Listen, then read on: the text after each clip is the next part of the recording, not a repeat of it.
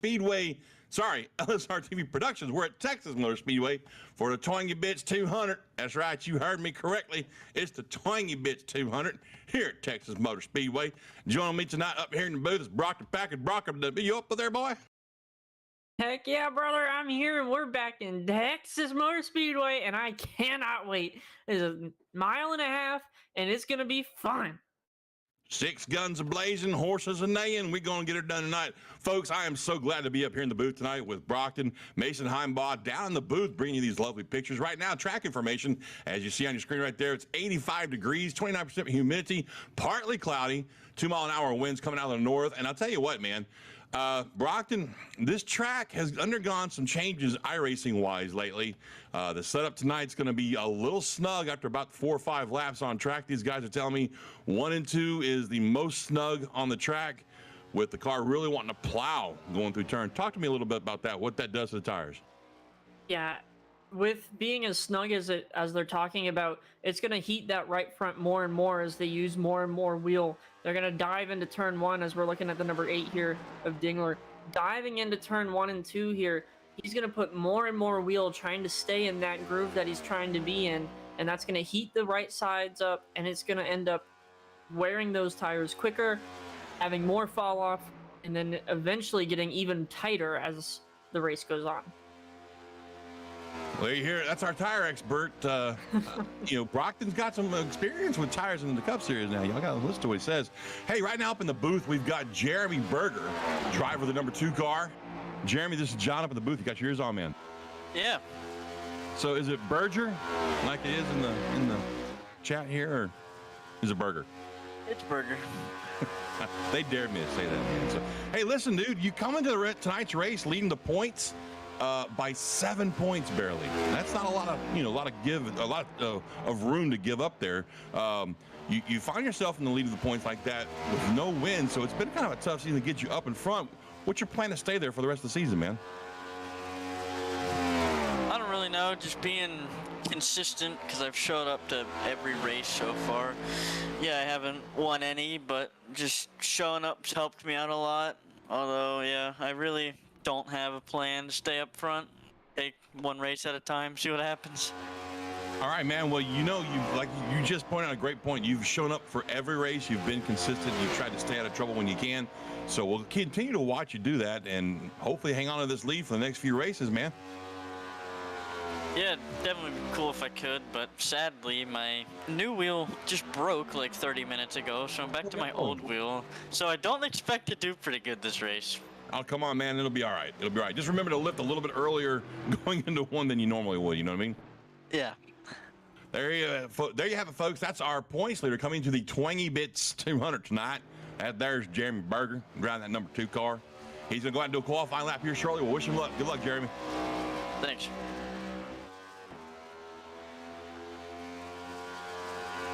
I'm going to move him down to the waiting room like that, and I'll move him down to his race chat as soon as we are done doing the qualifying here, which we're doing right now. We got about a minute and a half left to qualify. Brockton, what are you seeing so far? You know, a lot of guys are getting good speed and a good launch off of 3 and 4 because it's kind of a cookie-cutter corner. It's the same banking and same radius as what we saw 3 weeks ago, excuse me, at Charlotte, as we're looking at the number 5 of Austin Galcone here. And that beautiful Hendrickson, excuse me. HendrickCars.com. Yeah. Puts him up into second on that lap right there. A lot of guys are going to have to run the bottom lane on that 3 and 4, but I've been seeing a couple guys are running up a little higher as, looks like a bad go by Nathaniel. Berger's on track now, by the way.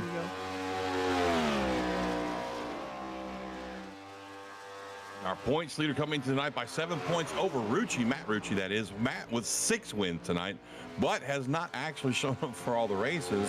So that kind of defaults the lead into Berger's hands, who's been here for every single race, including tonight's Twangy Bits 200. I gotta ask Deal where he got the name for this. I don't even know what. You know what? That's gonna be our next guy that we're gonna pull up. Is gonna be Sean Deal, I think. Just gonna ask him where he came up with Twangy Bits 200.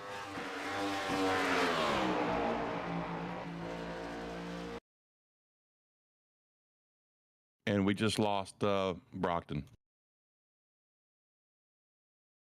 So as we wrap up qualifying, we're going to roll right into our national anthem here, and while we do that, we'll try and find my my colleague and co-host Brockton Packard.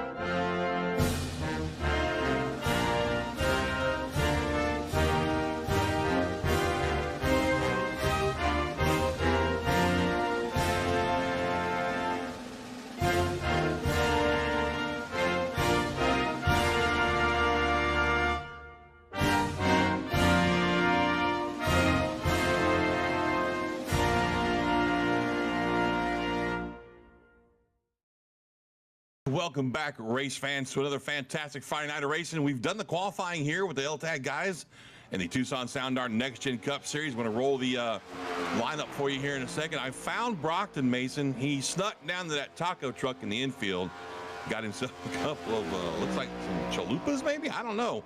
But welcome back, Brockton. Thank you. Yeah, you got to get a mid-race snack just in case it gets a little drawn out here. Started yet. It's not mid-race yet. Man, just for later, you know, they're a little warm right now, so you gotta just set them to the side. Well, tonight's lucky draw will be the 8th place driver. That's going to be Anthony Buzzati. Now, he's got a really good chance of winning tonight because he's been fast at these, as we call them, cookie cutter tracks this season. So if Anthony actually wins tonight, Brockton, he gets 3 extra bonus points towards the championship final, and that's going to help him out if he makes it to the last round there. In the meantime, we've got our qualifying lineup for you here. Hunter Thrower takes the pole with a 30.13. That's a fantastic lap right there. Rucci comes in second. He is also second in points. We'll keep an eye on him tonight. And inside the second row there, Austin Gaccione in third. Sean Kaiser fourth. Inside row 3, Logan Hamilton in the 12 car. Outside of him, Joseph, who right now is tied with Rucci for all wins, most wins in one season at 6. Now, unfortunately, Joseph can't really break his own record because he's only got 2 wins, but Matt Rucci, with those 6 wins, Brockton, he can actually break that tie. Inside row 4 is going to be Barrick Uphold. Outside of him, Muzadia, as we just talked about.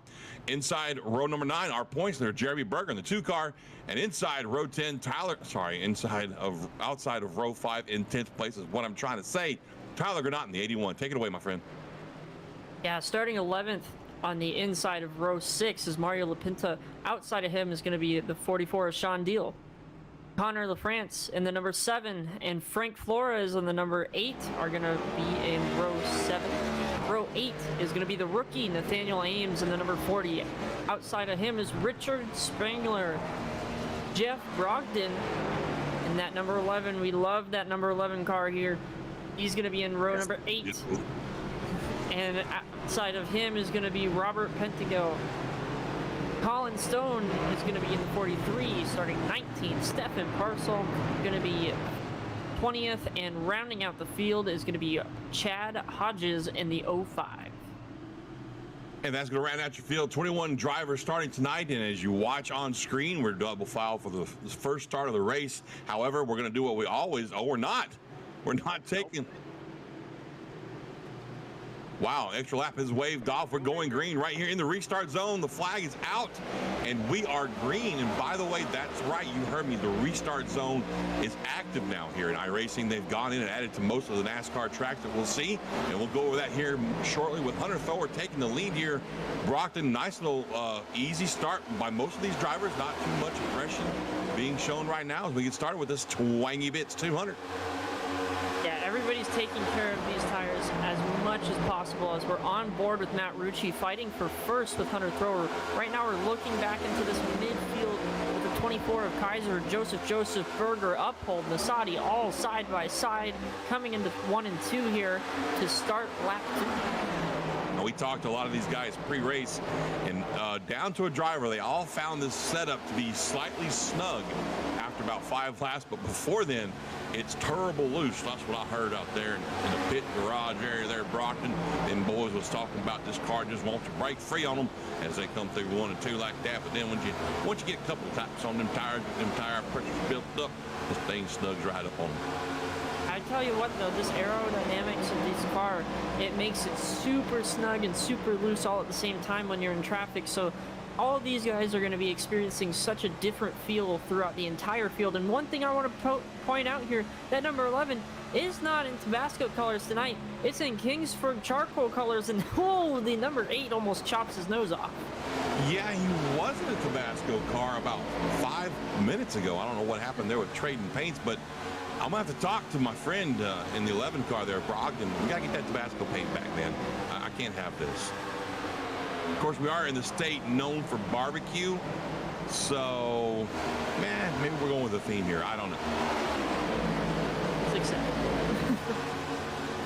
This is a good little battle back here. Get off the paint job, John. Get off the paint job. I'm kidding. He's not doing that. A nice little battle here for 13th to about 16th here. Flores, Brogdon, Granat, and Stone. Right in this little gaggle of cars. It's interesting. It's going to be interesting to see how, as we're looking at the exchange for the lead, Rucci goes to the point. Thrower now second. Hamilton challenging for third now. Lots of action here in the early stages, but we just are starting lap number 6 here, so these cars will get snug here. It'll be interesting to see if maybe we try some different lines in 3 and 4 and 1 and 2. So I don't know what's going on with trading paints, but I'm in the server right now watching the race in case we lose our live timing. iRacing has had a lot of problems this week, folks, with the new build that came out Tuesday. So sometimes things don't work right. So I'm in the server, and I'm seeing a bunch of different paint jobs after refreshing a couple times on track to what we're seeing on screen. So bear with me if I get confused a little bit. But hey, happy point is I do see my Tabasco car on track. I'm happy with that. We're good.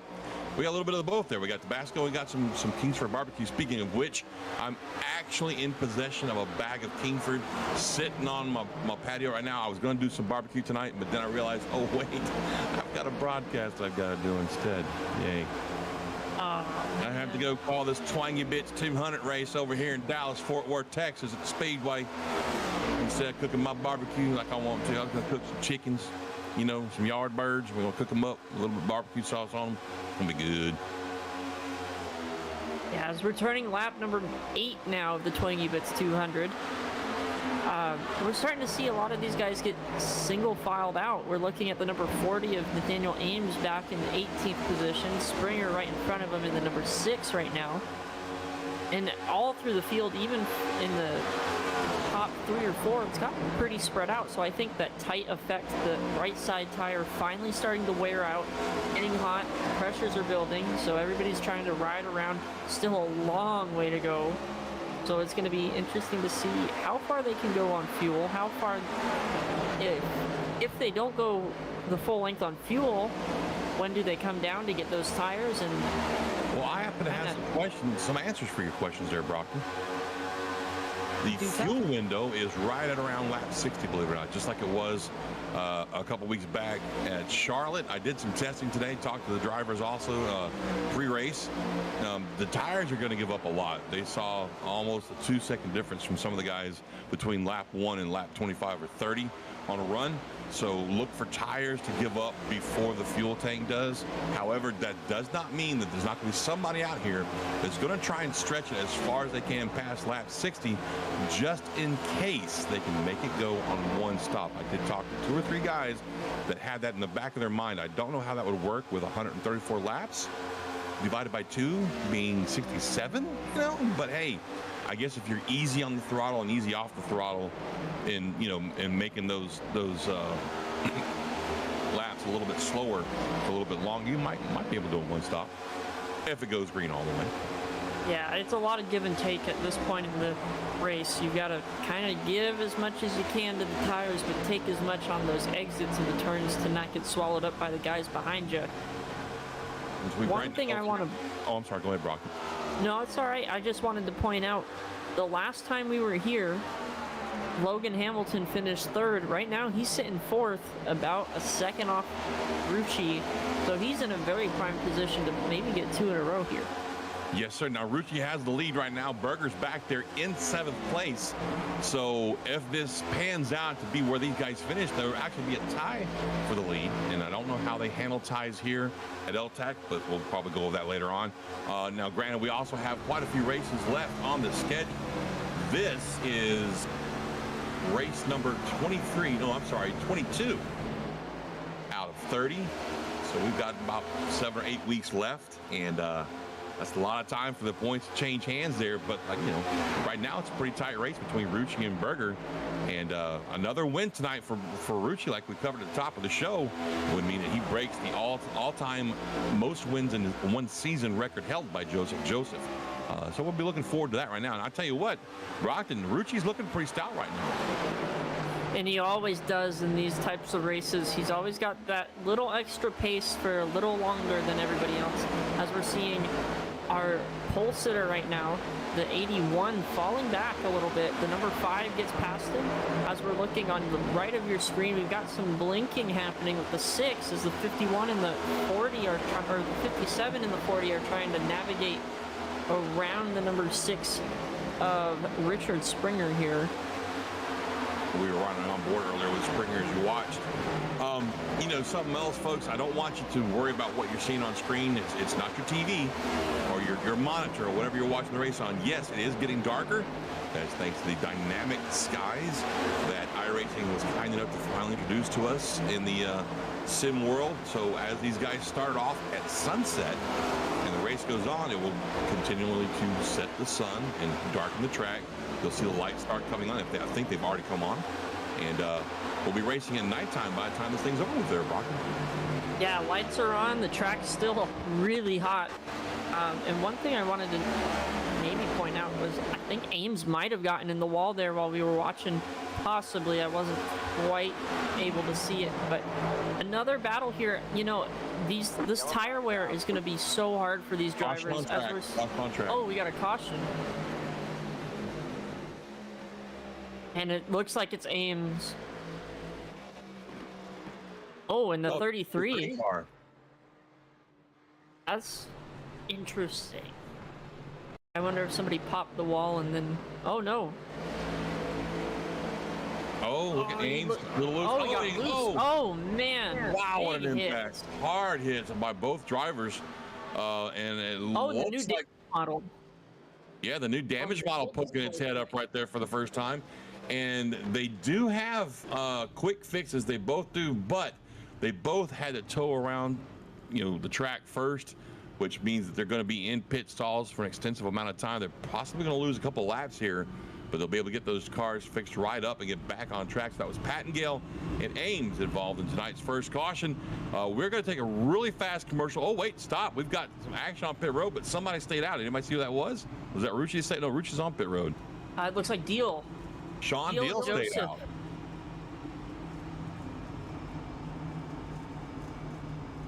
Fascinating.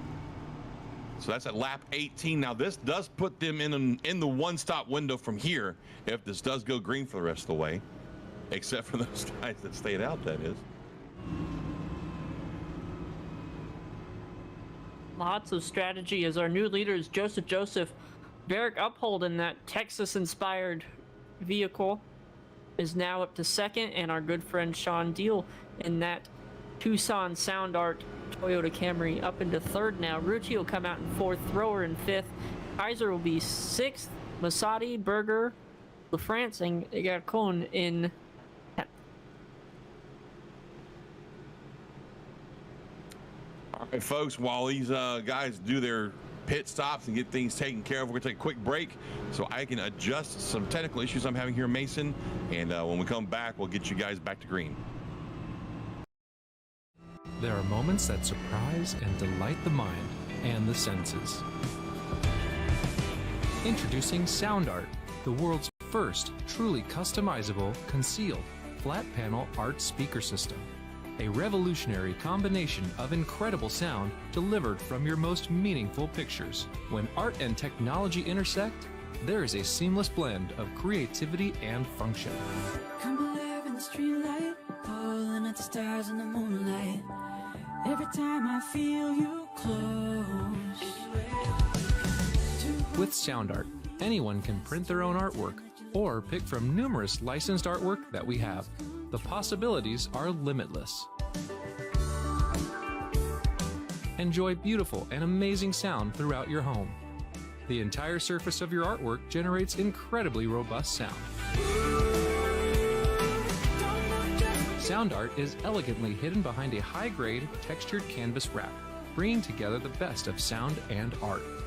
This innovative design allows for a truly invisible, high-fidelity sound experience without bulky speakers. For licensors, Welcome back, folks, to the broadcast. Sorry about that with the technical issues. That's on my end. You know us old guys, we're not very tech savvy. That's all it is. I'm kidding. So I'm not that old. I'm only in my early 50s. But hey, we're going back to green here. Brockton cars are stacked up 2 by 2. Joseph upholds. These two guys stayed out. I meant Joseph and Barret Uphold. I said Joseph and Uphold. Sorry. Joseph They're not Uphold, one Deal, and dude, Rucci. There two we go. dudes. These two guys stayed out, and then Sean Deal back there in third. He stayed out as well. So we'll see how these guys fare with these guys that all came in. And some of these guys only took fuel. It looks like. Looks like Gaccione took 4 tires. Hamilton took 4. Hodges took 4. Purcell and Springer. Oh, look at the big jump here. Wow, what Holy a great cow. start. We saw that new starting zone in action there, the start zone, which is, pretty cool in real life. And it leads to some interesting restarts here as we see Joseph jumps out to a huge lead there, Brockton. Yeah, Joseph's got about a 0.6 of a second of a lead there. And man, it's about to get crazy here for second on back. Rucci dives it down the inside of Sean Deal with his eyes pointed forward, trying to get back to Uphold. And then eventually the lead, we're 2-3 wide maybe in the back. Sean Deal side by side with Gaccione. Yeah, I must say, watch that 5 car, Brockton. He just passed 3 guys going into 1 turn a minute ago. It looks like the fresh tires were the way to go. Thrower getting swallowed up by both Gaccione and Berger now. Riding along with Berger on the bottom of your screen. That number 2 car. Oh, who was that getting loose? Was that Rucci getting loose? Oh, Berger, big wiggle. He's got the number 7 of LaFrance all over his rear bumper. Mirror full of LaFrance.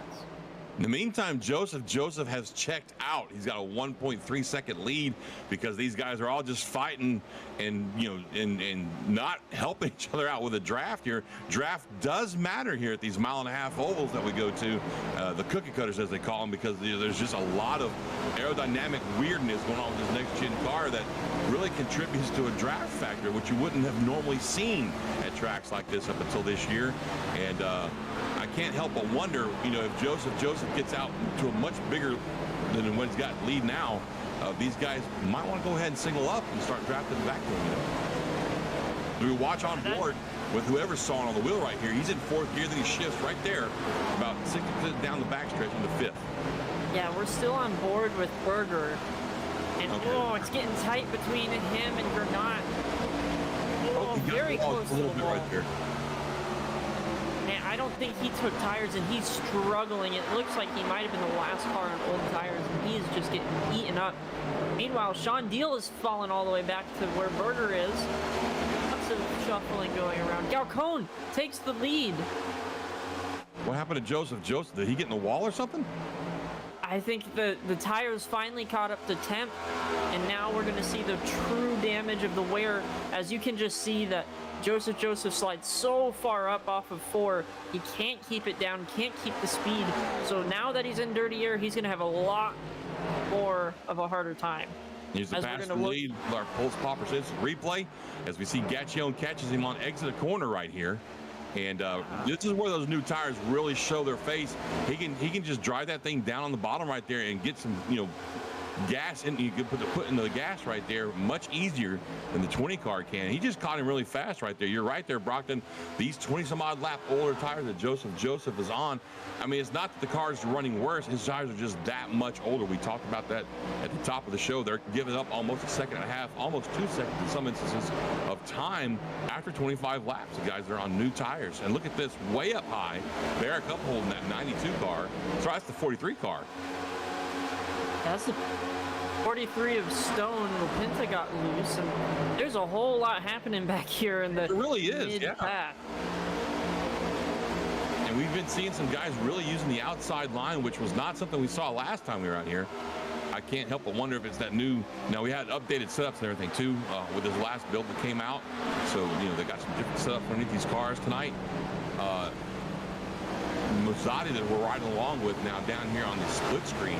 As you see on the bottom, we're inside with him, looking up forward towards Brogdon and the 11 car. And just a little further past him is Springer and Stone. Big little wad of cars right now. Big little wad of cars. Yes, I really said that. I really did. Sorry, we've all been there. The twangy bits are really starting to catch up with me tonight, it looks like. But this race that we're watching right here with these 5 cars up on your top of your screen right there, that's Hunter Thrower in that in the 10th place right there in the 83 car.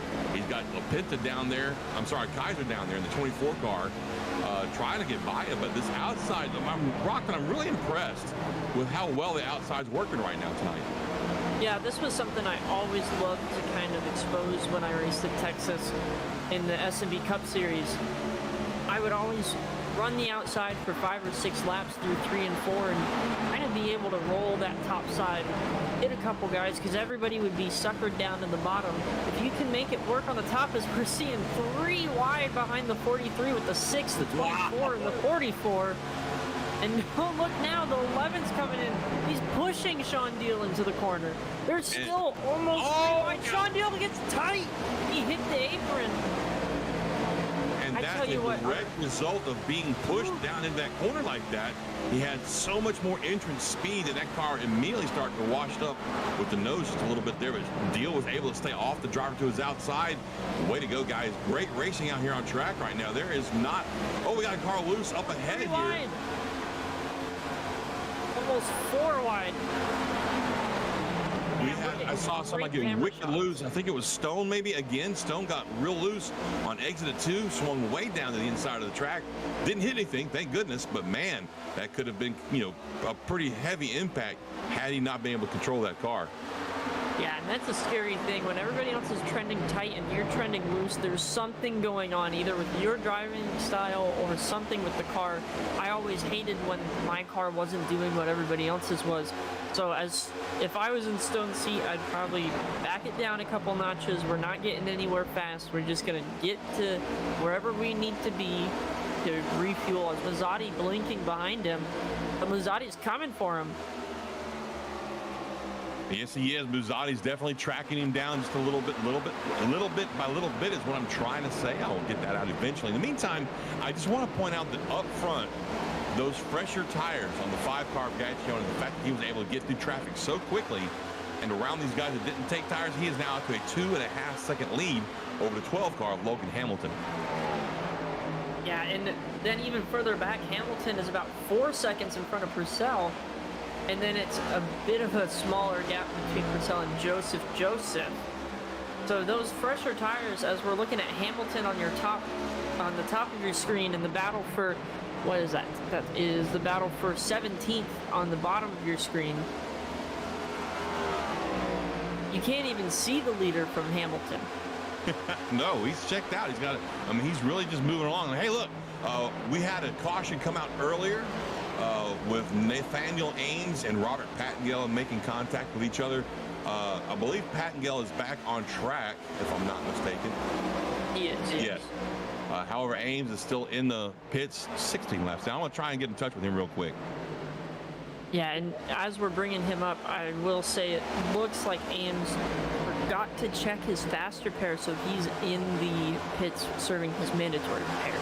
Yeah, mandatory repairs after an impact like that are going to be a while. Nathaniel Ames, this is John up in the booth. You got me, buddy?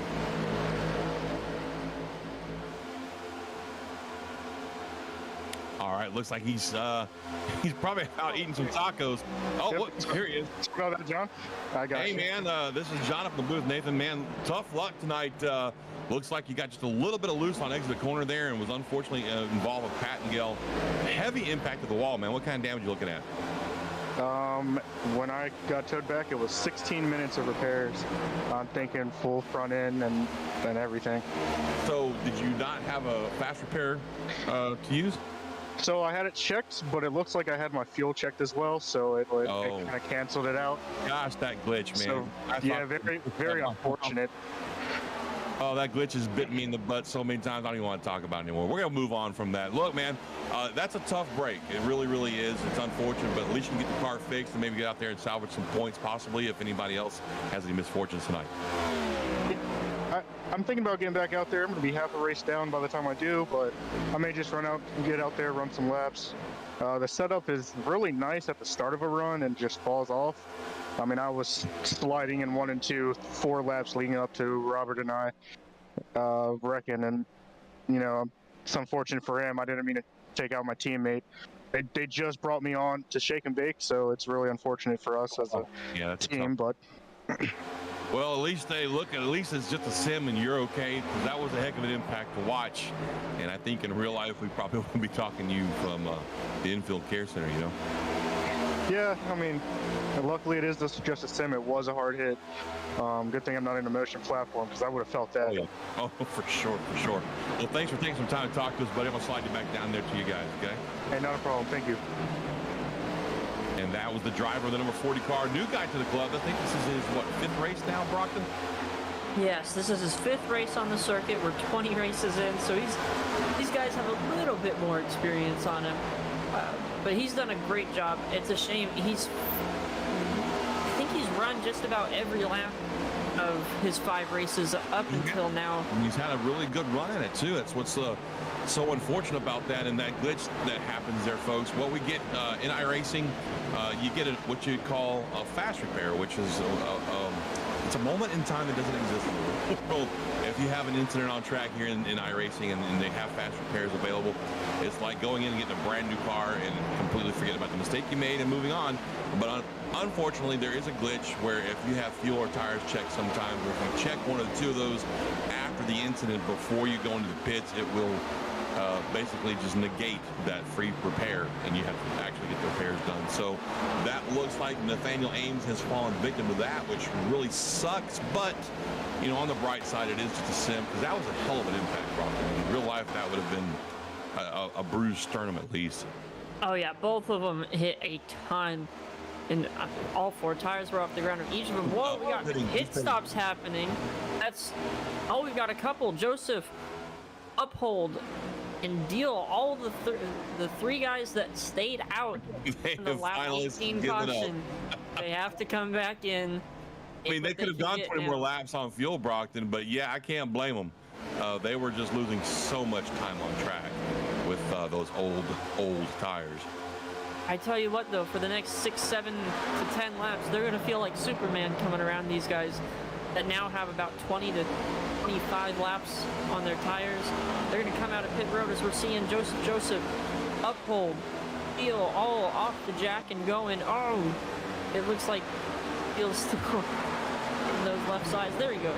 Now he's out. So we'll see kind of the closing rate of these older tires as they come up to speed in real time here. Joseph blends into this absolute hornet's nest of a battle for the mid-pack. Now, that's something you just brought up, a very interesting point. They're in the middle of a pack right now with extremely fresher tires. And that's a really weird way to say that, John.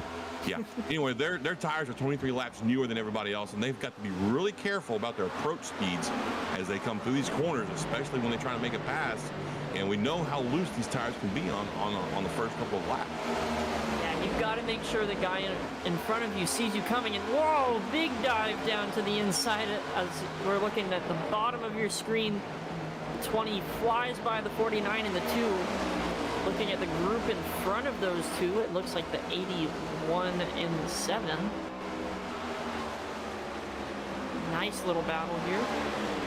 Now, keep in mind, folks, the magic number tonight, lap 67. That's the halfway point. We know that, past that, I would say probably, lap, let's see, my math is so horrible right now. I would say lap 74. If these guys can get to lap 74 now that everybody's at least coming through the pits once, that would be the magic number to look for. Maybe somebody short pitting is what I'm trying to say. I'm sorry, guys. I am so tongue-tied today. It's been a very up and down week for me, personally speaking. So if I misstep my pronunciations here, just forgive me. Sorry, as we're looking at, just look at the pulling speed of that 20 as he rockets past the 81. The 81 car is sitting in 5th right now, so that's just the difference of tires as we're going to watch this 20 go through the field. Absolutely flying compared to his competitors right now. Yeah, I'm waiting for timing to catch up because timing's showing them on the same lap, and that can't be possible. Can it? No. No, they're definitely they had to be at least down 2 laps down because of his green flag pit stop. It looks like they're down 1 lap on the. Yeah, I see the ticker on the left on screen, but I'm looking at timing. The SDK, and SDK's got them on the same lap, which is really confusing. Technology. But I tell you what, Joseph ran a 35 or 30.5, and Austin ran a 32.23. So that's about 2 seconds of fall off between leader and fresh tires. That's incredible. Yeah, we were talking about that pre-race, man. I talked to a lot of the guys down in the garage. I did some testing today myself, and that's what I saw. I mean, you can go, like I said, you can make it 60 laps easy on fuel, but the tires give up so fast, and it's like a really steep decline on the tire wear as well. After, say, lap 20, it just seems like they give up even quicker each lap that goes by, and especially if you're already slipping and sliding on a hot track, which I mean by now we're under we're under the lights now, so the track should be cooling down. But man, these tires they just give up so insanely fast. And like you said, we're seeing right now a 2-second difference between the guys that just came in a few laps ago and guys like Gaccione that pitted lap 17, which was 32 laps ago. Yeah, and just navigating through all of these guys, making sure you don't hit anybody, because you have to remember, even though you're faster, it's big wiggle by the 2 of Berger. I think 83.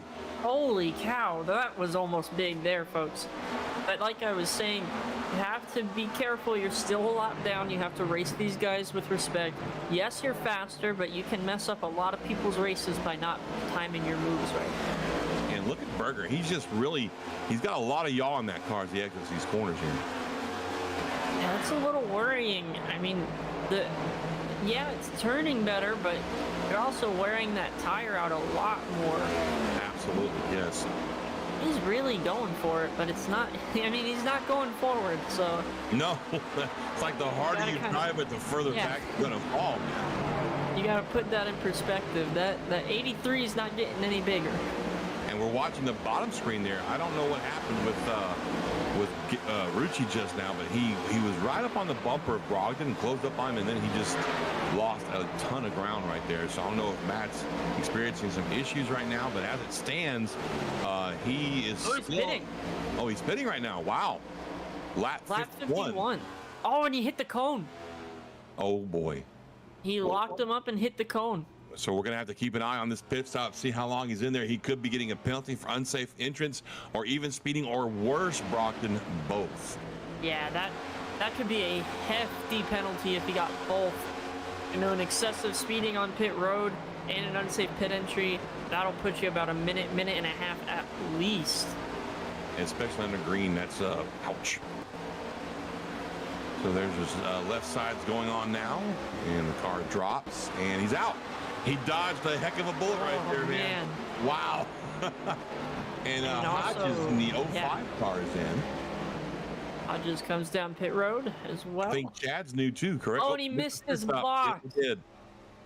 And he took a faster pair on that too. It looked like he had some right side damage. See a great battle on screen right now between the 13 of LaPinta and the 43 of Stone.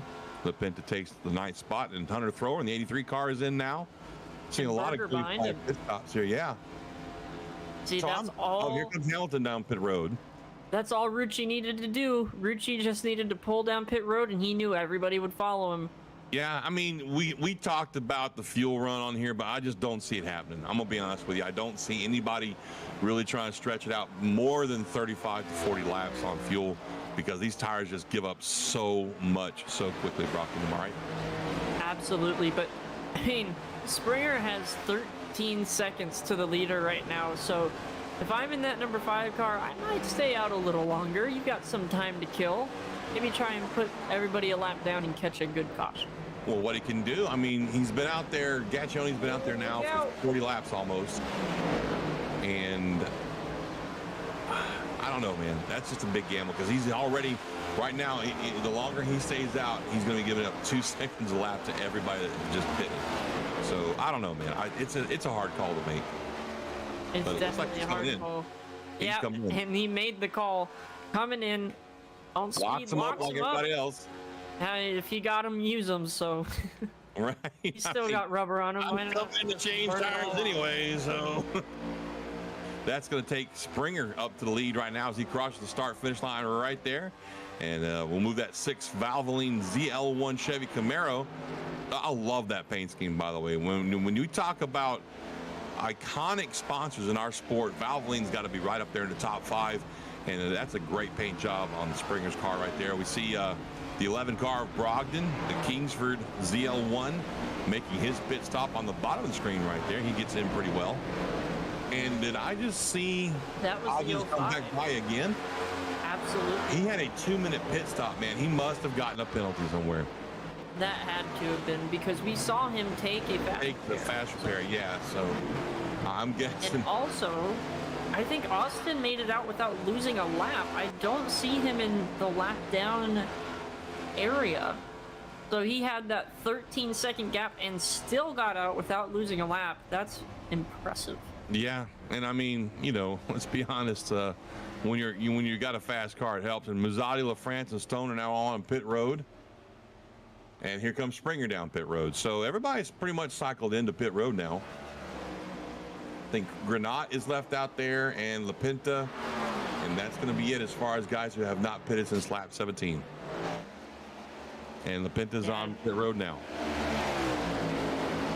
These pit stops are going to... Whoa, that's a pretty aggressive move to get back into the draft of Sean Deal there, as we're watching this battle for what is right now... Nice the leader. Actually, that's Tyler Granat leading. That's Granat. The road, yeah. So he stayed out. He was the last one to cycle through on pit stops. LaPinta's still on pit road. Springer's still on pit road. And Springer with a 20. Springer coming out, yeah. 14.9 for LaPinta. That's a normal stop for him, but I wonder if Springer possibly had some damage and he just decided to take it there without the fast repair. I've done that too. So, folks, what we're going to do now, we've got our green flag pit stop cycle through. Joseph back out to the lead with a 7-second lead right now. Of course, he hasn't pitted since lap 40. We're going to take a quick commercial break, wet our whistles with some Texas hooch. Maybe go find a taco truck. What do you think, Brockton? Yeah, I think that's pretty good. I got my tacos sitting here, and I think I'll eat them over the break. Stay tuned, folks. We'll be back for the rest of the Twangy Bits 200 here on LSRTV. The L-TAC NG Cup Series, Tucson Sound Art. We shall return. There are moments that surprise and delight the mind and the senses. Introducing Sound Art, the world's first truly customizable, concealed, flat panel art speaker system. A revolutionary combination of incredible sound delivered from your most meaningful pictures. When art and technology intersect, there is a seamless blend of creativity and function. Come alive in the streetlight, pulling at the stars in the moonlight. Every time I feel you close. With sound art, anyone can print their own artwork or pick from numerous licensed artwork that we have. The possibilities are limitless. Enjoy beautiful and amazing sound throughout your home. The entire surface of your artwork generates incredibly robust sound. Sound art is elegantly hidden behind a high-grade textured canvas wrap, bringing together the best of sound and art. This innovative design allows for a truly invisible, high-fidelity sound experience without bulky speakers. For licensors and other businesses, we are capable of producing thousands of units per day.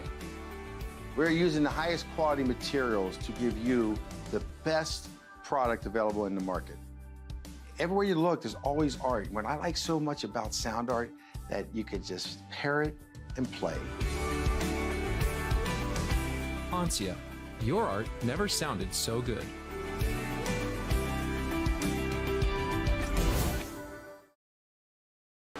Welcome back to the L-TAC Cup Series, and it's round 20 at Texas Motor Speedway, the Twangy Bits 200, and we've got a caution on the track. Second caution of the night, lap 64. Hamilton's your leader. We're seeing a big battle here between Masati and the 7, and it looks like possibly the 05. He was in for an extended stay. Here's your Look at our instant replay. Starting the wall up there. That looks like a broken tie rod on that right front, probably. Not able to get it off the wall. He's probably going to stop, and that right there is going to bring the caution out. If we could maybe find a replay a little bit before that. It probably happened into 3 and 4. If not, that's okay. We were just going to... It's interesting, he just kind of hit the wall and slid around and stopped, so that'll be interesting to see what the race control says about that. We could bring Nolan in, possibly, for this caution. Not a bad idea. Let's get in the admin of the L-TAC Cup Series, Nolan Rimple, if I can find him. Race control. Well, hello. Thank you for bringing me up here again. All right, Nolan, we have a question for you, buddy. How much trouble is Hodges in right now? Actually, not a whole lot. What happened was we actually just talked about this in the in our little race control booth down there. As you saw, slapped the wall out of turn 4, but then it was a right front tire failure. Like we think the tire rod snapped because you can see the whole right front of the car just drop. And there was no saving it from there. He could not turn the car at all, so that was going to be a yellow flag regardless. So that is a product of the new damage model, if I'm not mistaken. It absolutely is. That's fascinating. You know, for years, sim racers have griped that the damage model wasn't realistic enough, and now we're seeing guys with issues like this. This is the first time I've seen that this week. Your thoughts on that, man? How cool is it in your words, or maybe not so cool? I'm surprised we haven't seen it earlier, to be completely honest with you. I thought, based on practice, we see a few of those, but I think that was more people just trying to, test the limits. But hey, I'm glad to see that it is working, and it's not, just completely busted like it was when they released it for the Gen 6 some while ago. But, hey, I'm glad to see that it's actually working properly this time. It definitely, kind of provides a new dynamic to the racing. Well, here we are, buddy, almost halfway. We're going to be halfway here shortly.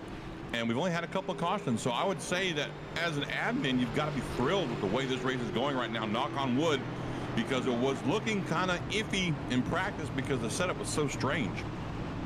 And that just is more of a product of the changing daylight conditions. Obviously, that changes the weather, changes the track temperature, changes everything about the car, especially as you get deeper into a tire run. But yeah, I'm very happy with how this race has been going so far. Racing has been fantastic, minimal cautions, and well, hopefully it will stay like that to the end. Hopefully so. I'll tell you what, you said it though, great racing on track. At points in this race, we didn't know where to put the camera because there was so much going on all over the track, man. Well, thank you for your time, Nolan. Brockton, you got anything for the boss? Yeah, as somebody in the Discord chat, I was seeing a couple things that we might be seeing in the near future. Do you care to maybe tell the world about that, Nolan? I wouldn't actually know where to look. There's a lot of things in this Discord. Maybe something about a setup change? Yes. There is going to be a slight change in the way we do things. We've typically been using custom-built fixed setups. For the next 2 races, though, after tonight, we're going to be testing out open setups just for a trial run. We'll see how it fits. At the end of that, we might see if we want to make a permanent switch, but more likely than not, we'll probably just go back to fixed for the remainder of the season, but that's all still in the works, so there's not a whole lot more I can say other than that. Now, how do you think this will affect the racing in the next 2 weeks? I know we have next week, I believe, is Michigan. How do you think that'll affect the racing as a whole?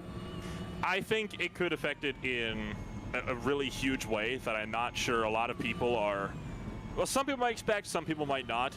I am more on the more expectant side of this. It was more likely than not going to spread things out. That's typically how open setups tend to run. We are still going to be providing setups for the people that might not have time to build their own. So it's not like they're going to just be left stranded on their own having to use iRacing's baseline setups. But it'll change the way the races a whole lot. It might be a little bit more predictable as to who's going to be up in front.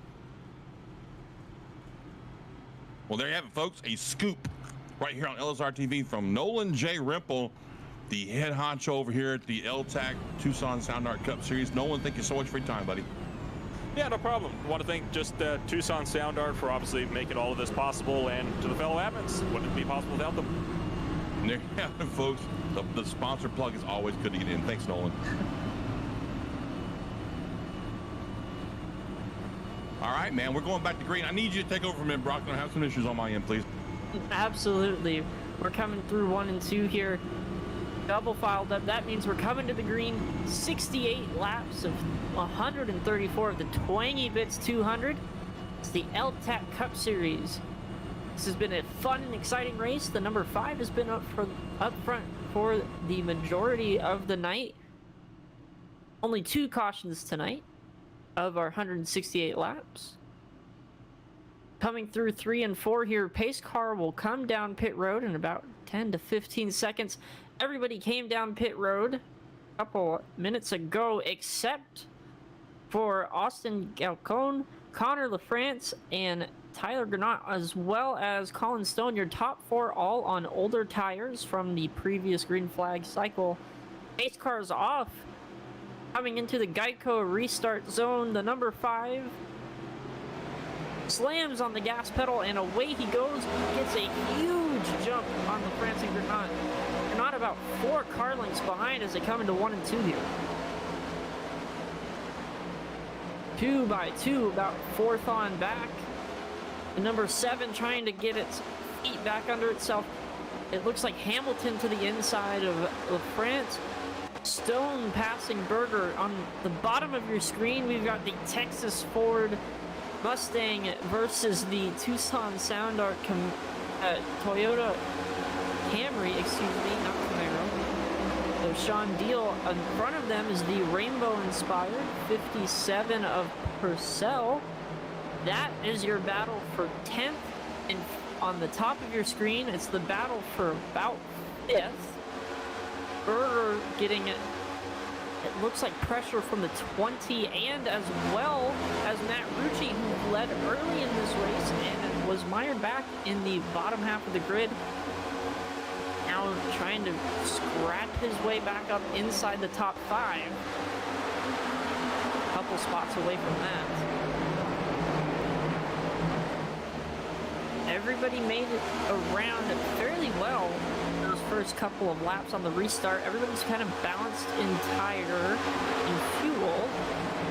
And it looks like everyone who did pit last time, most of them took fuel. Only a couple of them took some tires, so it'll be interesting to see what those tires do over time, if the standings get shuffled up or the aerodynamics of this next-gen car kind of hinder them from moving up as well as we might have seen during the green flag pit stops.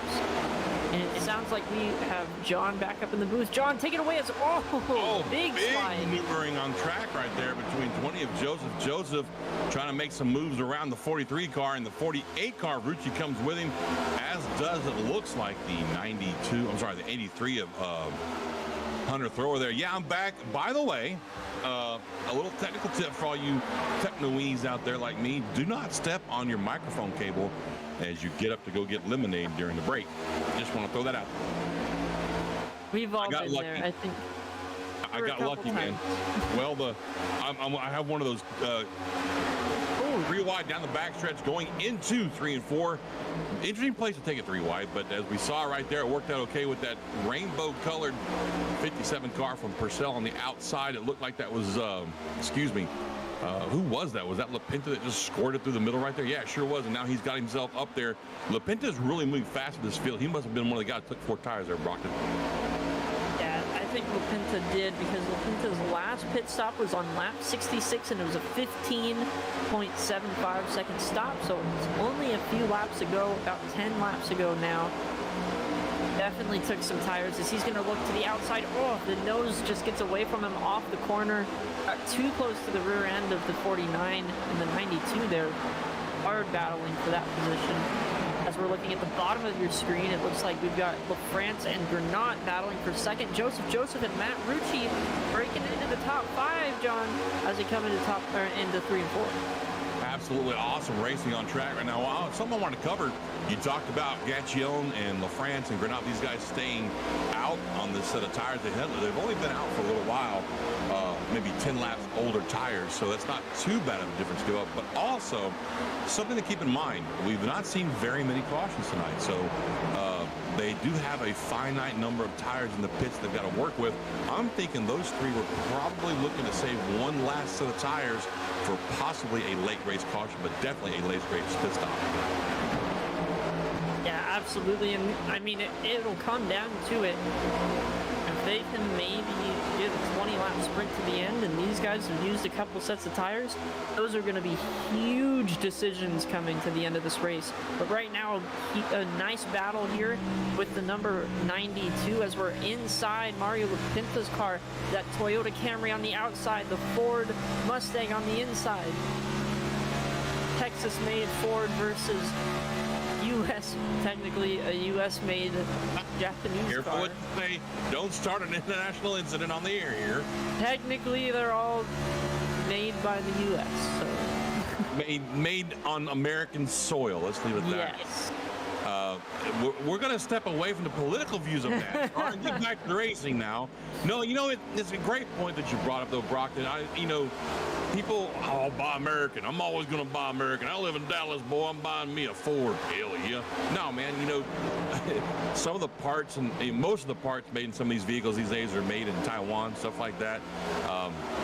I stopped looking at it as far as where it was made and is it going to leave me on the side of the road now is what I look at. So and you know what's great about Fords is they were kind enough to circle the biggest problem with that vehicle in blue. I thought we weren't getting... But I tell you what, though, Toyota's catchphrase is "Let's go places," and LaPinta's taking that to heart because he's going to the front here in a little bit. He went up about 10 or 15 positions. He's about to make it. I'm wondering if maybe Mario was just chilling for the first half of this race. He's really making a lot of moves.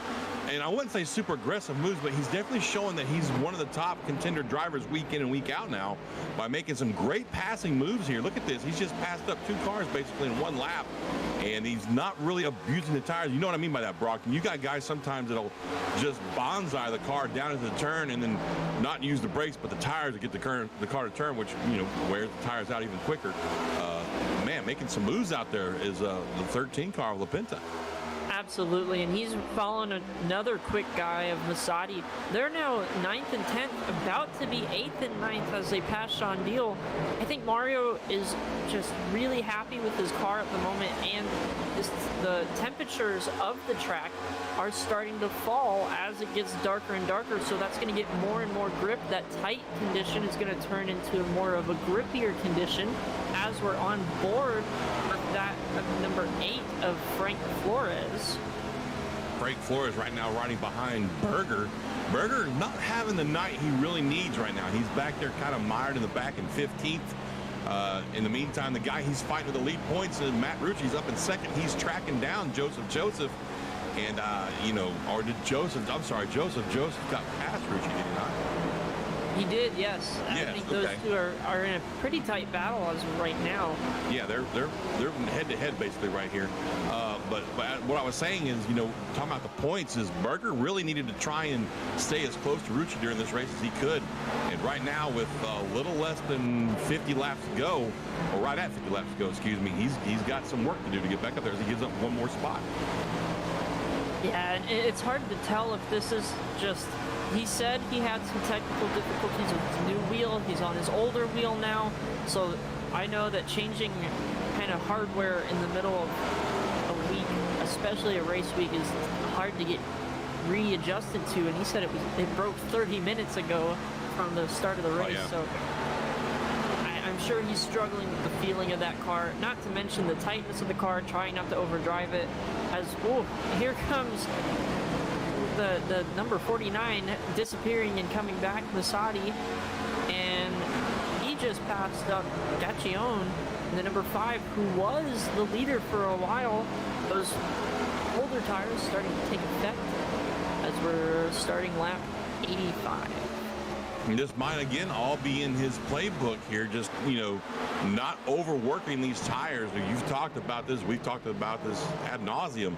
These tires give up fast. So A, yes, his tires are old, but B, we've seen Gaccione be the kind of driver that knows the limitations of these tires. Maybe he's just backing his car off a little bit, letting these guys go by, biding his time until he can get back down pit road and take on his last set, knowing that he's probably one of the few drivers out there that has tires left. Absolutely, but somebody who doesn't really care about their tires as Stone comes down pit road. Look right behind that number 5. Here comes the 13.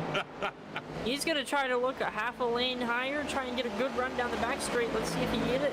Oh, he loses the nose just a hair. He's going to look to the inside, possibly into 3 and 4 here. Not quite close enough. Not yet, but watch how he look at how he's centering his car up on the turn here. You're right. He's losing the nose on this car. He's definitely lost some front grip. As hard as he's been driving, Brockton, you got to think he's damaged some front grip on those tires, man. And not to mention how these cars work. It's not a lot of dirty air from the top of the car. It's a lot of dirty air from the bottom with that diffuser.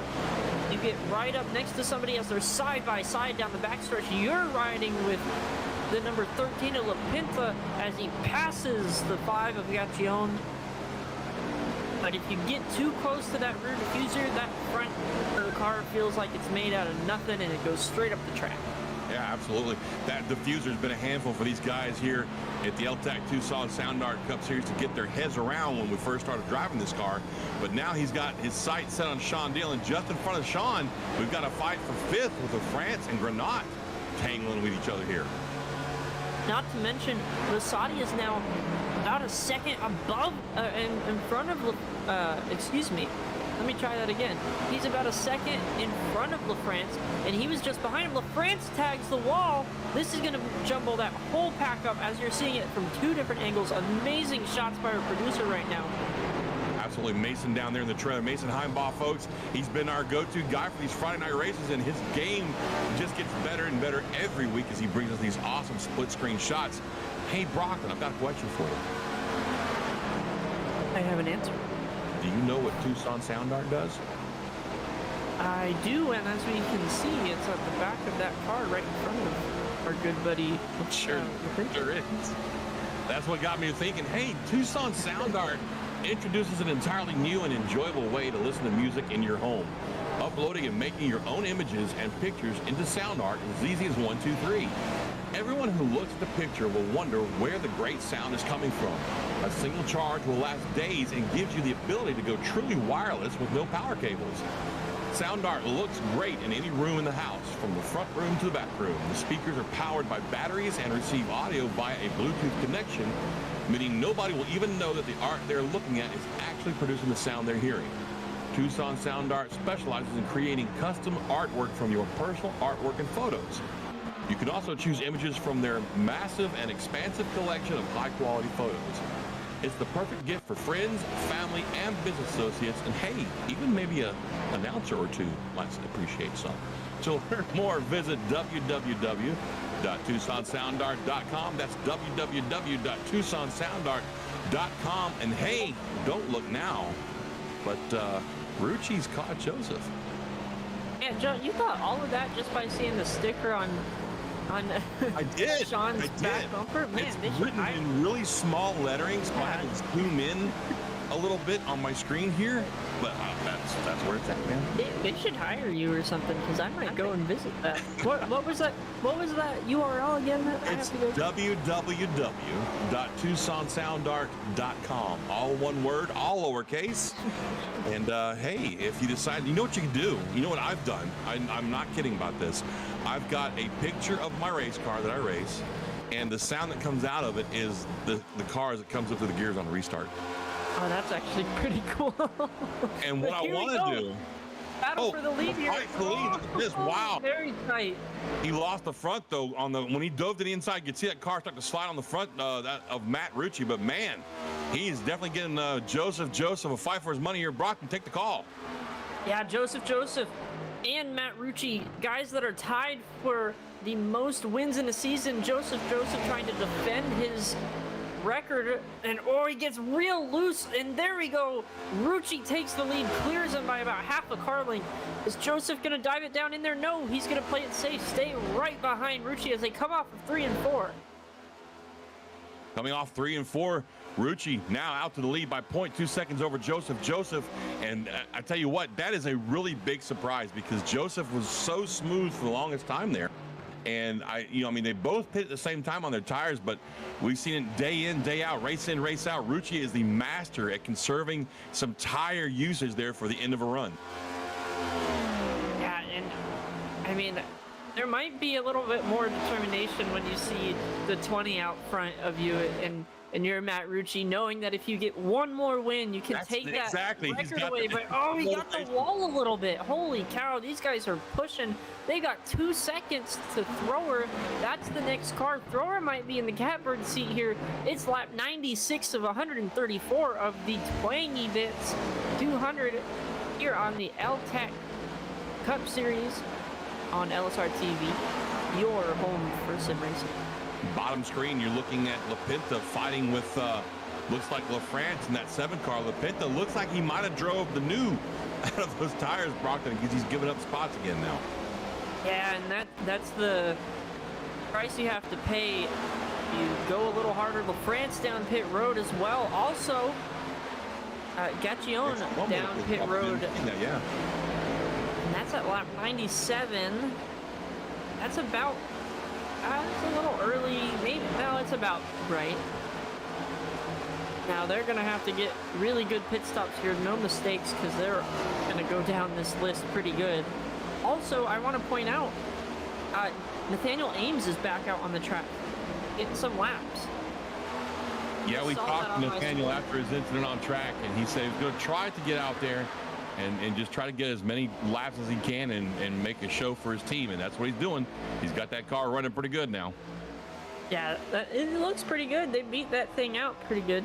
That's the best thing about this next-gen car. You can just, it's like a Lego set. You just take it apart and put it back together. Well, I'm also getting word that Chad Hodges has retired from the race. Let's see if we can get a hold of Chad real quick. Chad, this is John up in the booth, buddy. You got me? Yeah, hey, easy. You're on live air, man. I'm sorry. Yep, sorry. You scared me. I'm sorry. I guess I should have warned you ahead of time. I apologize for that, man. So we wanted to catch up with you. We saw the incident on track there. Looks like you broke maybe an upper A arm on the right side of the car. What happened there, bud? I tapped that wall and it started wobbling. I just figured I'd stay up in the wall, let everyone pass me, and get out of there. There's nothing I could do about it. So the car's done for the night? Yeah, the car's done for the night. So talk to us about your races so far here with the L-TAC crew. What do you think? Oh, I love racing with these guys. I don't race very much anymore, but yeah, these guys are great. Well, there you have folks. That's Chad Hodges. Pretty competitive. Yes, they are. That's the only reason I don't get out there with them. I don't want to look at that. But Yeah, no. Chad Hodge is having a rough night tonight. Chad, do you want to give a shout out to anybody, man, while you're on the air? Just L-TAC and everybody that races in it, Pat and Gail for all the sponsorship, and it's great. I love racing with these guys. All right, Chad, thanks so much for your time, buddy. Glad to see you're okay. Yep.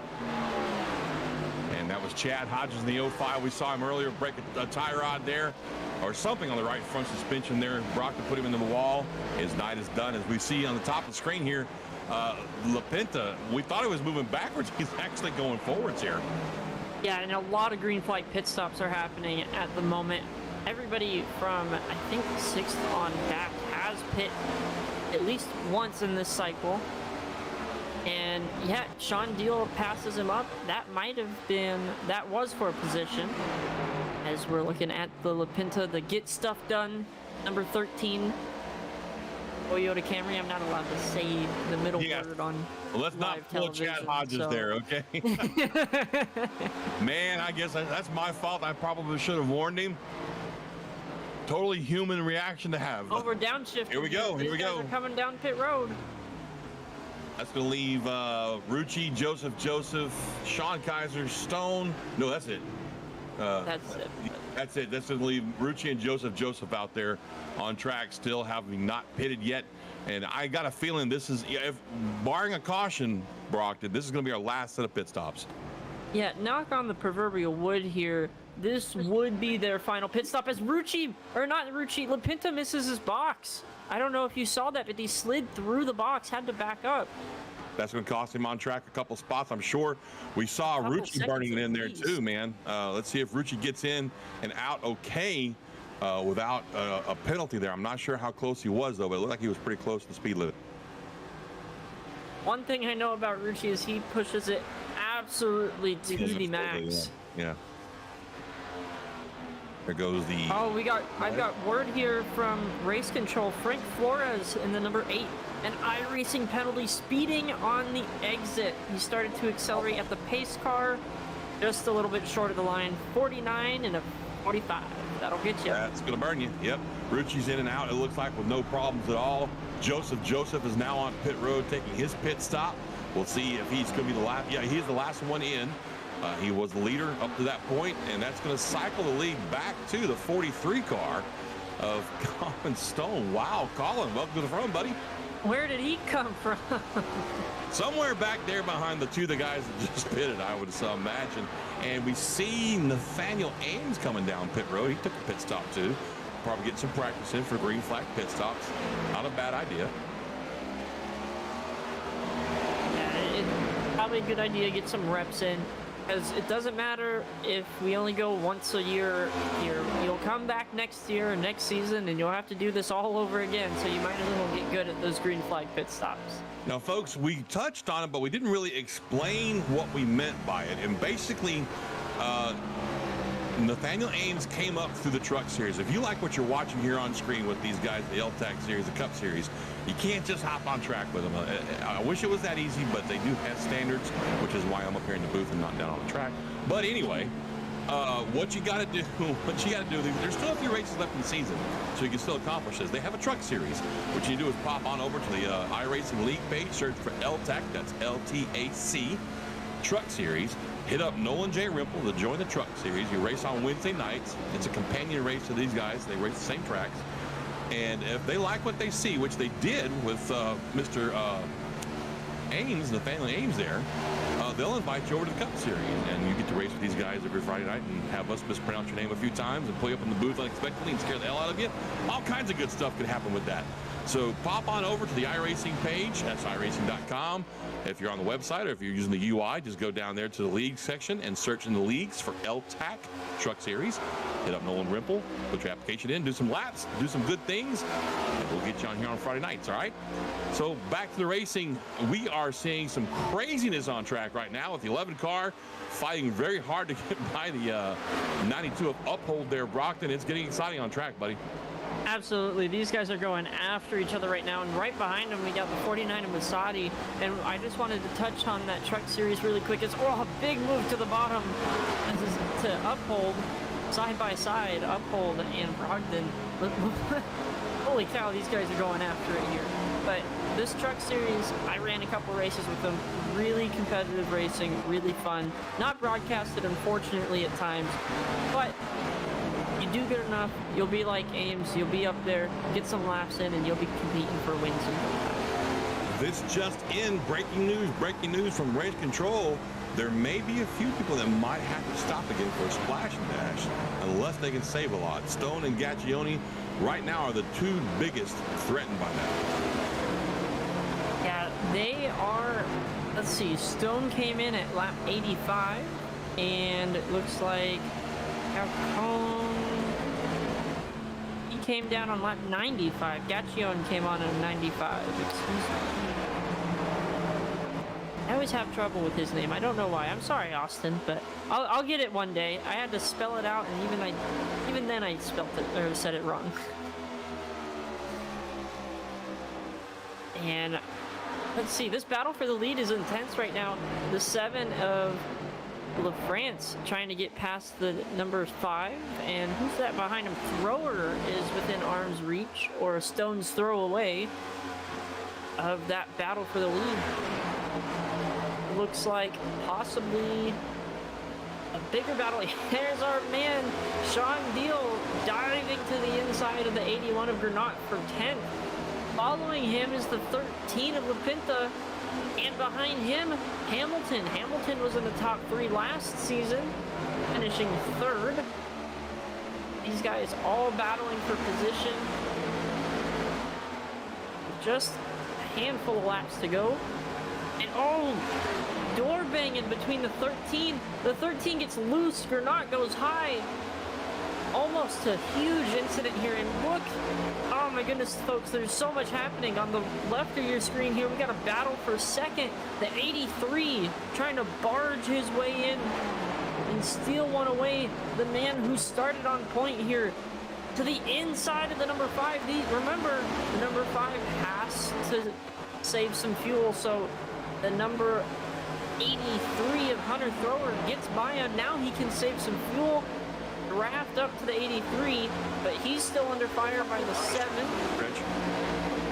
And here comes Rucci, almost a pass through the grass. John, take it away as they come into 1 and 2 here.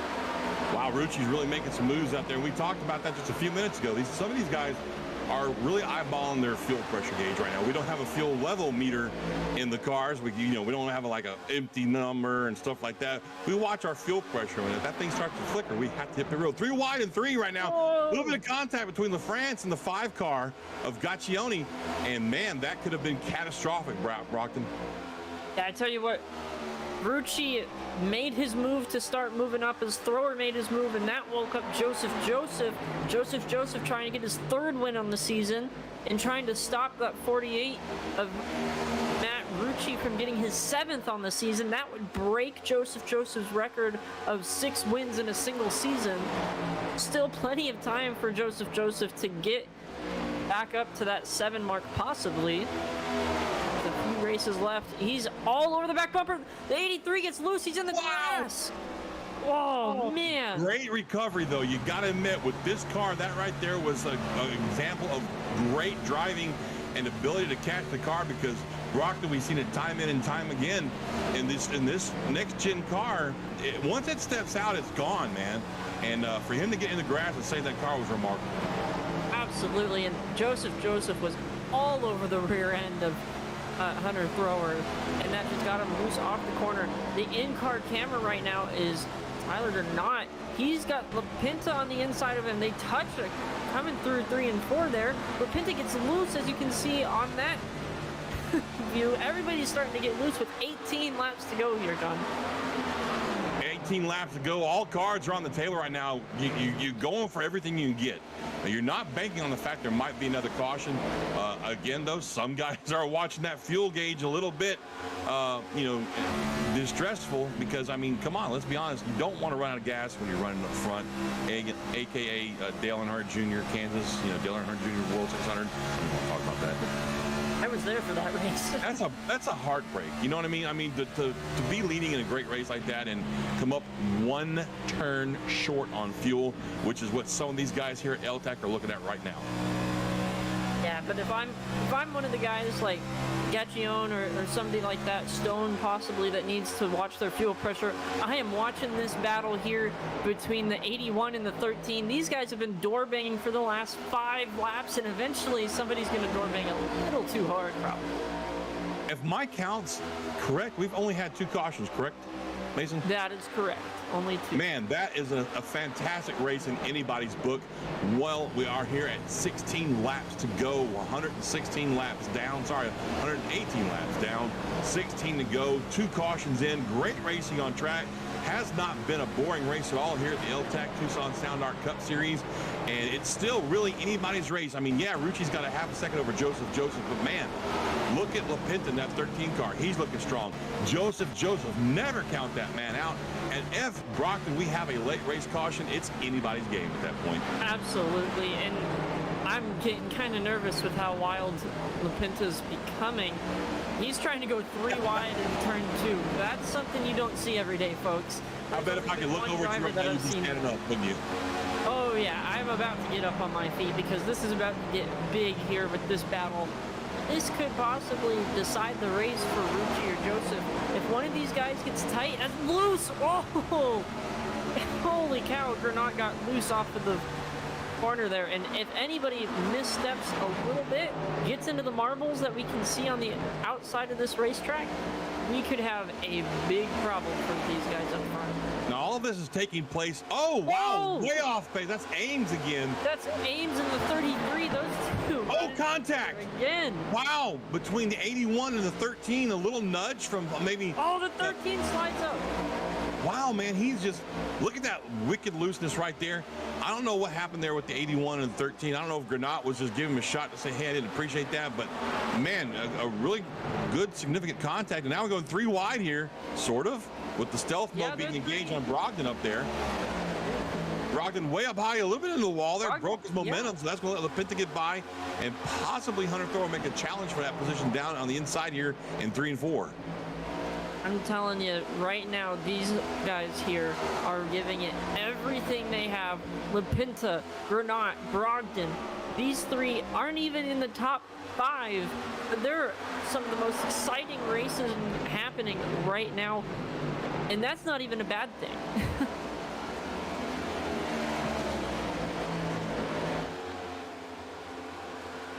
As we're coming down the back straightaway, 11 to go. Matt Rucci, your leader. Joseph, second place. Hunter Thrower. My push to talk button is right next to my Windows button, and I hit the wrong one and minimized everything just now. Oh, that freaked me out a little bit. I'm back though, and what I was trying to say with the Windows button mashed is the blinking in and out of Brogdon right now, back there in 10th. That's a distraction to these guys, especially with 10 laps to go that we're coming up to, and it really can throw you off your game a little bit. So all these guys behind him are just trying to judge where he's going to be at when they get there. In the meantime, LaPinta is really making some moves, but up front, Rucci has pulled out Brogdon to a 1.4 second lead over everybody else. Yeah, this could be a record-breaking performance here by that number 48 car. That's your leader on the top, that 48 Ally Chevrolet Camaro. A beautiful paint scheme. On the bottom, you're riding along with Granat in that 81. Now Brogdon in that 11 car. Still a battle for the top 10 here. Rucci now 9 to go, with about a second and a half in between him and Joseph. He just has to make it a little bit longer, but oh, big slide on the bottom of your screen by the 81 of Granat. That's going to put Brogdon right to his rear bumper, now to the inside, his left quarter panel. Coming through 1 and 2, John. Coming through 1 and 2, 9 to go, just under 10 to go. And really the race is just for everybody else in the back right now, because Rucci really has this field under control, as right now on the bottom of your screen, you're watching kind of a racing deal going on between the 81 here, the 11, that's Brogdon, and that lap down car, that's Ames back there, many laps down, but trying to get up here and show these guys that, hey, even though I messed up earlier, I'm still a competitive driver, because he's got his fast repair done, he's got all his stuff fixed on the car, and he's out there making some really great laps right now, just showing these guys that he can still drive. And look who's right behind him, Brockton. That'd be the 33 car, Pat and Gale, who was involved in that incident with earlier. Yeah, and these guys have kind of been bouncing off each other while we were focusing on that big battle between LaPinta, Granat, and Brogdon. Those guys were going after each other again, and that's a difference of about 35 laps in between those two cars. So no love lost between those two teammates. Right now we're showing Rucci with almost a 2-second lead, 7 laps to go. If he hangs on to this lead, Brockton, he's going to break Joseph. That's the guy in second place. He's going to break that season record of most wins in one season. And, that's just a little lagniappe for him, as we say down here in South Louisiana, a little extra. The win's going to give him the points lead, I think, because Berger's way back there in 14th, so he'll get the bonus point for winning the race. I think he's led the most laps of this race, so we're looking at not only breaking a record, but also possibly breaking the closeness for that first place in the points. Absolutely. I would hand Rucci that points lead if he wins tonight. He's done an amazing job, but further back in the pack, look who's side by side again. It's LaPinta and Granat coming into 1 and 2, or 3 and 4, that is. Yeah, they've been duking it out a lot tonight over the last 15 laps, Brockton. Yeah, and right in front of him is Uphold, another driver who's been struggling with the handling of the car. And we've got Frank Flores behind him, 5 laps down, unfortunately, because of a speeding penalty. These guys are, Granat's just pushing him up the track. That was almost a big incident right there with 5 laps to go. These guys just have to keep it straight for just a little bit longer. But the thing is, they've been on these tires for so long right now. This car is just wanting to go every which way but loose with them. And I tell you what, the Twangy Bits 200, folks, we've got 4 laps left in this race. And it's been great. I mean, yeah, Rucci's kind of run out, into the front with the lead here. But in the back, we've got something going on all over the track. You got Dylan Uphold battling with LaPinta, Granat back there. You got Brogdon back there. I mean, it's all over the track right now. LaFrance and Muzzatti have been going at it for a couple laps. And looks like LaFrance might have the better of that battle. And as LaFrance kind of stretches his lead between himself and Muzzatti, it looks like maybe Granat's going to be able to pull away from LaPinta. LaPinta sliding back just a little bit. I think his tires have seen better days for sure. With 3 laps to go, just a little bit longer these guys have to last. Rucci now 2.5 seconds in front. Not as dominant. I'm sorry. Yeah, I'm just saying, as Rucci comes through 3 and 4, taking the flag stand right now, 2 laps to go with a 2.5 second lead over Joseph Brockton. What were you going to say? I was going to mention that this hasn't been as dominant as we've seen Rucci in the past. I think back to the Homestead race where he won by 11 seconds. This is Rucci's year, I think, for the championship. He's just got to close it out the next few races.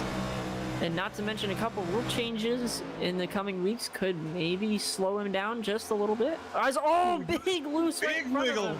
Not Holy just, cow. He wiggled too.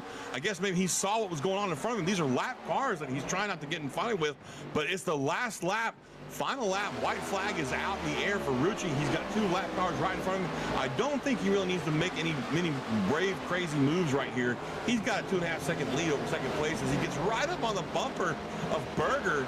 That's a risky move. As we come through 3 and 4 for the last time, give it to Matt Rucci coming through 4, right on the back bumper of Berger. The next in line in the points right there. He's just letting him know, hey man, I can put your lap down, but I'm not going to. The win goes to Matt Rucci here at the Twangy Bits 200 in Texas Motor Speedway. Joseph comes home second. Thrower third. LaFrance fourth. Muzzatti. That's your top 5. We'll let these guys finish crossing the line, folks. We'll give you the final results as they finally finish this up. We started this race with, I believe, 21 cars, and we finished the race with, I believe, 20 cars on track still. 20 cars on the track, 14 on the lead lap, so not bad, to be honest. Pretty good attrition. Yeah, not bad at all. Great race tonight. We only had a couple of cautions. We saw an opportunity for many more cautions, but, it was a great race nonetheless. As we watch Ames just finally, he just wants to test the damage model. That's what that is. Yeah, that's LaFrance giving her a good shunt into the wall. So here's your feature results tonight, folks. Matt Rucci, of course, coming home with the win, breaking Joseph's record of most wins in one season. Joseph had 6 tonight, makes the win number 7 for Matt Rucci. As my colleague touched on, Brockton Packard said it.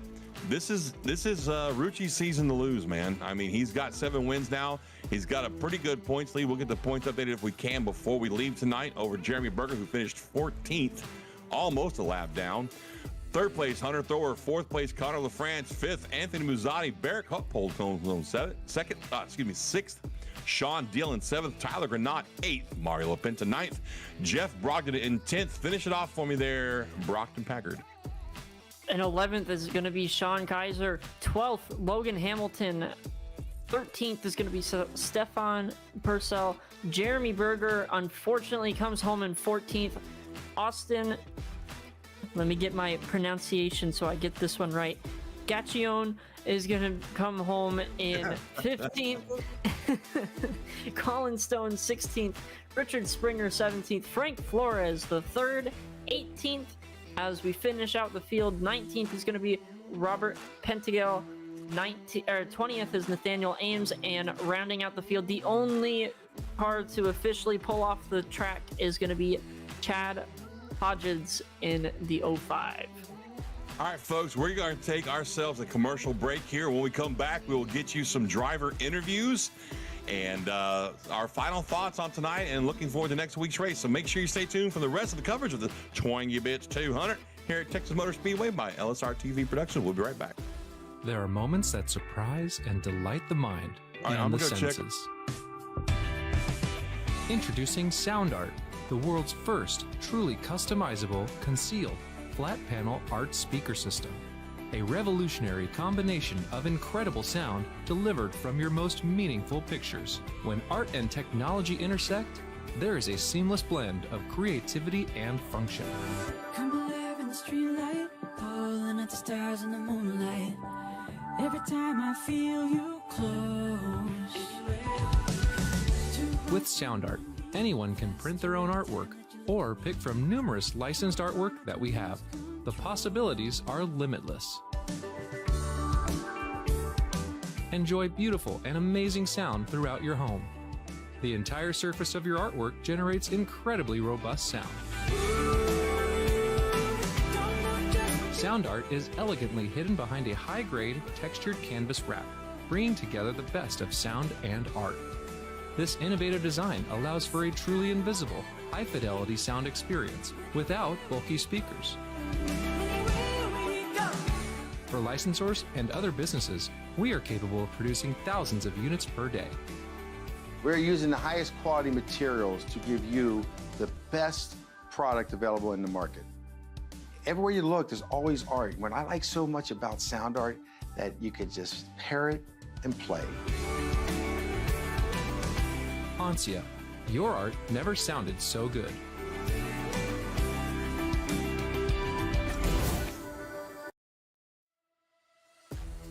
Here in Texas Motor Speedway, the conclusion of the Twangy Bits 200. Too bad we couldn't get the logo on the field for that. That would have been awesome. iRacing, pay attention. We want to be able to do these things. Let us know. So we've got some post-race interviews to do. Before we go any further, I just want to thank you once again, Brockton Packard, for making an appearance tonight, man. We really appreciate having you in the booth. Mason Heimbaugh down there in the trailer, man. Thank you so much for all the production value you bring to this great race that we do every Friday night. Folks, we're here every Friday night for the LSRTV L-TAC Tucson Sound Art Cup Series Next Gen Cars. Make sure you tune in. And now, without further ado, we're going to start our interviews with our third place driver tonight, Hunter Thrower. Let's get him up here. Hunter, this is John up in the booth, buddy. How you doing? Good. My friend, great race tonight. Not a lot of cautions on track, so we didn't have to worry about you bounce off of walls or anything like that. You come home third. Talk to me about your run tonight, man. It looked like tire wear really was the biggest culprit tonight and how people finished. How did you deal with the tire wear? Yeah, tire wear was crazy, and the fall off was something we haven't seen in a while with this car. So this is unpredictable. But yeah, we played the strategy, me and Rucci, wrong early on in this race, and we got a break with the caution, and we were able to play the strategy better towards the end. It came out with a better finish. Yeah, Hunter, kind of talk to us. We started this race out in very hot and very slick racetrack conditions, how did the track over time change to maybe better suit the car or maybe make the car harder to drive? Honestly, the car felt looser towards the beginning of the race, but as it cooled, it felt like it got a little bit tighter and you could get more grip in turns 1 and 2, especially as it cooled off into the night.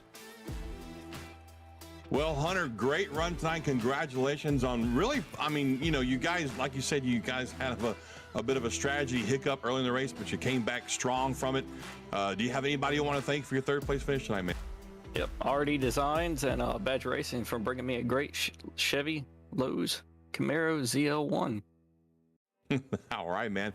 There you have it, folks. Hunter throwing the number 83 Chevy Lowe's ZL1. Very reminiscent of some Jimmy Johnson action going on down there. Thank you for your time, Hunter. We appreciate it, buddy. Yep, thank you. All right, next up is going to be Joseph. Joseph in the 20 car. Joseph, this is John up in the booth, buddy. You got me? Yep. Hey, man, I know it's a bitter pill to swallow, finishing second again, but it was a great run you had tonight. You looked strong for most of the evening. Dodged a couple of pit road speeding penalties. It looked like, man, you came in hot the first pit stop we saw there. You give up your record tonight, man. 6 wins total for the season a couple years back, and tonight Rucci takes it with 7. Talk to me about your race, buddy. It was a good race overall. I was kind of wishing the first one went green because I think I was moving really well. I saved my tires super well, but we got a caution that like messed up the strategy there and like threw everything offline. I think it would have been better if everyone was on the same tire strat, because then I'm usually good at judging against everyone else and just doing slightly better than everyone else. But well, it didn't work that way, so. Yeah, Joseph, you had kind of an up and down day. You ended up netting +4 positions on the night. Kind of talk to us we talked to Nolan earlier in the race, with the L-TAC series testing out open setups. What do you think is going to be the key to success next week at Michigan? Well, Michigan, I don't think the setup is going to matter that much, because it's going to be a drafting track, but I feel like you need to be loose, very loose on edge to be able to like be fast, and whoever can drive the loosest car is gonna win. Well, there you have it, folks. Loose is fast, and well, how's it go? Loose is fast and out of control. I don't know. Anyway, I was thinking things with there. I'm sorry, brain fade there. Joseph, great run tonight, man. Second place ain't nothing to laugh at. And for a guy that's only made 12 out of the 19 starts we've had here, you've actually looked pretty strong in most of your runs, man. So look forward to seeing what you can do with some open setup racing at Michigan next week. Thank you so much for your time. Do you have anybody you want to thank for your run tonight? Shout out to Premier Setups, you guys in the booth, and everyone that came up today. It was a good race. Thank you so much for your time, Joseph. That's Joseph, driving the number 20 car, finishing second tonight to Matt Rucci, giving up his record but doing it with grace. And next up, we've got the winner of tonight's race, Matt Rucci, and the driver of the 48 car, another Jimmy Johnson reminiscent 48 car, the Ally car, ZL1 down there. Matt, this is John up in the booth, buddy. You got me? Yes, sir. Well, pal, 7 wins on the season. You take the all-time season win record away from the guy that finished second tonight, Joseph, and you did it with strength, my man. I mean, you look really stout out there tonight, even with the hiccup and tire strategy that we heard about from your teammate there. You managed to rally back with a strong win, and 7 wins on the season. For a guy who's missed 4 races, pal, I'm kind of scared to think where you'd be if you'd been there for them 4 races. Yeah, definitely. This 7 wins is crazy. These guys are good, and they push everyone to the limit. So it's crazy to get that. Even with the season still, we got plenty of races to go. But once we get to open sets, we'll probably see a few surprise drivers up there. Just whoever gets dialed in quick, whoever can get their set perfect. But yeah, it was a fun race today. I mean, the new update to the cars feels like the car just plows a lot more now. So you have to really look after your tires and the right front now, which is different than what we were used to. Before we were just, didn't really save. We just went full gas, drive it as hard as we could. But now a little bit of tire saving involved, which I'm all for. So. Matt, like my colleague said, welcome back to Victory Lane. You sure have made yourself at home up here. But as we come to the final 8 races of the season, how do you prepare yourself not only for the playoffs, but as well as you're running the championship finale? Yeah, I mean, just, you just gotta execute every race. Now we gotta put a little bit of time in practice now to get a setup dialed in, but it's gonna bring a new challenge, a fun challenge, and it'll be fun. sounds like Matt's getting started with his victory celebration a little early, so we'll let him go. Thank you so much for your time, Matt. Do you have anybody out there you want to thank for your run, buddy? Yeah, like always, is Badger Racing and you guys for doing this every night. Well, there you have it, folks. Matt Rucci, driver of the number 48 Ally Chevy ZL1, tonight's winner, 7 wins on the season. Check this out, man. Let's give you guys some stats real quick on Matt Rucci's season. 15 starts. That's 4 shy of everybody else in the field, okay? 7 wins, 12 top 5s, 14 top 10s. The guy is just a phenomenal beast on track and looks to be heading strongly towards a championship run this season. Wish you all the luck in the world, Matt. Yes, sir. Thank you. All right, there you have it, folks. And again, here's tonight's results one more time for you. We'll give you the top 10. Matt Rucci, Joseph, Hunter Thrower, Connor LaFrance, and Anthony Muzzatti round out the top 5 there, Brockton. Eric Uphold, Sean Deal, Tyler Granat, Mario LaPinta, and Jeff Brogdon. That's your top 10 for tonight of the Twangy Bits 200 at Texas Motor Speedway. That's right, boys and girls. We done wrapped up this here race in Dallas, Texas. The Twangy Bits 200's over with. We're going to move on up there to them Yankees up in Michigan here pretty soon. And as you heard, folks, at the top of the broadcast, talking to Race Control's Nolan Rimple, they're going to go with some open setups, it looks like. And I'll tell you what, you guys may lose me up in the booth if that's the case, because I am all about driving them open setups, buddy. I love open setup racing. I'm going to tell you why. Because with open setup racing, not only do you design the setup that you're going to run with, but during the race, unlike with fixed setups, you can make changes to the car, tire pressures, spring perch locations, all kind of neat stuff that you can do with the car that you can't do in a fixed setup racing. And that's just always appealed to me, the fact that, the weather, especially with dynamic weather now, Brockton, you never know what the track's going to be like from one lap to the next. So if it starts to cool off, well, the hell, I can dial a little more grip into it maybe if I want to, Yeah, I agree. This is such a fun and exciting change to the L-TAC Cup Series. And maybe we'll get Nolan to let us field the car for next week, and I can be your crew chief. I've crew chief a couple cars in my days, so well, maybe we'll have Mason in the booth. I mean, I think Mason would love to do a standalone producer and color commentary role, and then he can call on us throughout the race and kind of check up on us, but. Or just take Matt Rucci. He's been in here more than I have at this point with winning 7 races on the season. He can be a commentator, and we'll just switch spots. There you go. There you go. Well, folks, we truly hope that you've enjoyed tonight's broadcast. We do this every Friday night, same time. As I used to say when I was a kid, same bat time, same bat channel. Myself, Brockton Packer, and Mason Heimbaugh down there in their production trailer bringing these awesome photos. As you heard, they're going to be at Michigan Motor Speed. Is it Michigan Motor Speedway? No, it's Michigan International now. Correct? Yeah, MIS. Next week, and this one's going to be interesting. It's going to be the introduction of open setups. It's going to be something the experiment will here at L-TAC.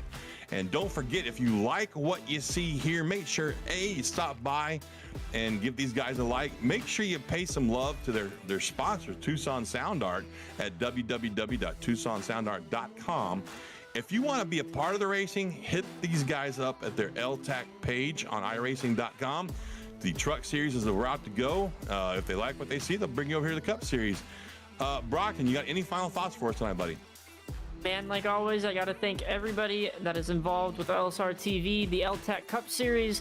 This has been such an amazing ride in these last, 7-8 races that I've been a part of it. I can't wait to finish the season off with you guys. The Twangy Bits 200 has been a absolute blast. I can't wait till Michigan. And then we've got Iowa the week after.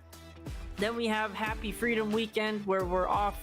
And then we come right back to Chicagoland, and then boom, the chase starts, and then the pressure really sets in. So I can't wait for all of this to happen as fast as it's happening. Big thanks to everybody who came out and watched, came out and supported the L-TAC Cup Series. I know everybody truly appreciates it, and I can't wait till next week. I'll tell you what, I really am excited and interested in what's going to happen next week. I mean, open setup racing is a completely different beast from fixed setup racing. So we're going to see, I think, in just my opinion, again, I'm not a pro, but I think it's going to be some better racing, to be honest with you.